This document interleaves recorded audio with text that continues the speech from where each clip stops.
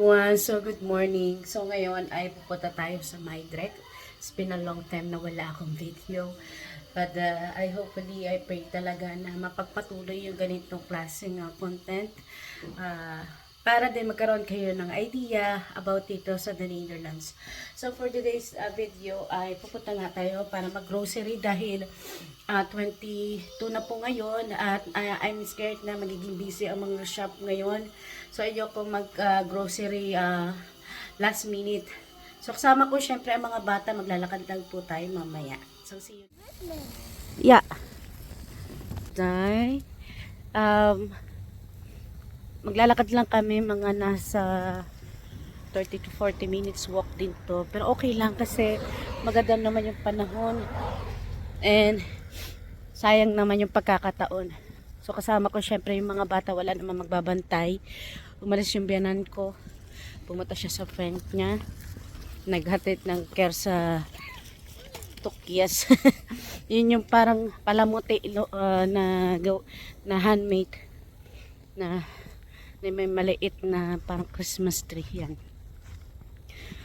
So dahil magkakaroon po tayo ng farewell and the same times parang care face o tinatawag natin Christmas party.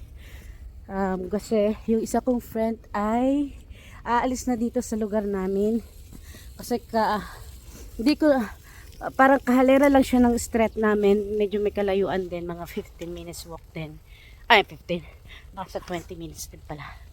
And kaso malayo yung lilipatan nilang bahay. Doon kasi nila nabili yung bahay nila. So medyo may kalayuan talaga dito. So bihirang-bihira na kami makakapagkita. Lalo na sa schedule niya, napaka-busy siya kasi full-time worker siya. So hindi na natin siya madalas na makikita. Kaya parang pa-farewell party na rin natin to. Kasi sa first week ata ng January, alis na sila. Nakaimpake na sila, ganun. Nakabili sila doon ng bahay. Sobrang saya ko para sa kanila. At the same time, nalulungkot ako kasi mababawasan yung friends ko dito. But anyways, it's okay. That's life. So, yan. See you later.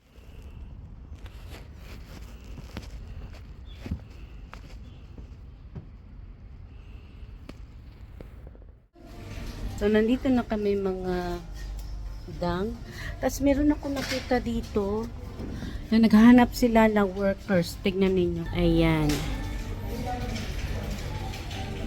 So, yung hinahanap nila ay 16 years old hanggang 99 years old. Kung kayo ay nasa 70, 80 years old, pwede kayong magtrabaho.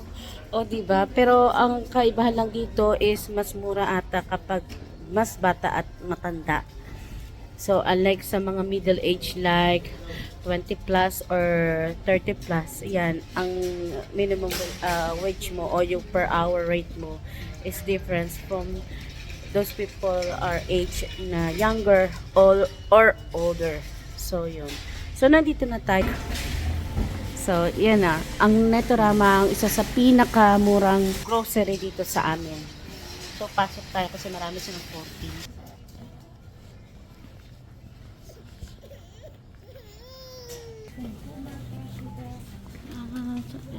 Bali, dalawang menu lang naman yung lulutuin natin, which is lechon kawali at saka rendang. So, yun lang yung lulutuin natin. Buhat tayo ng kokos.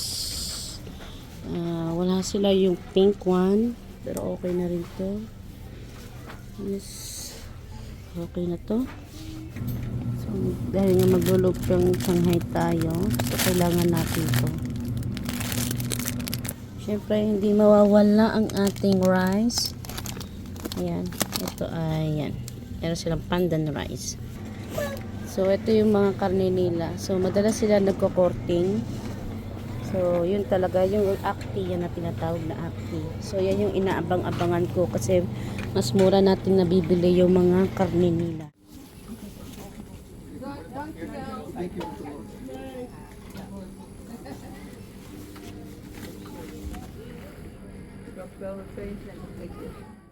Ayaw niya bitawan yung laruan.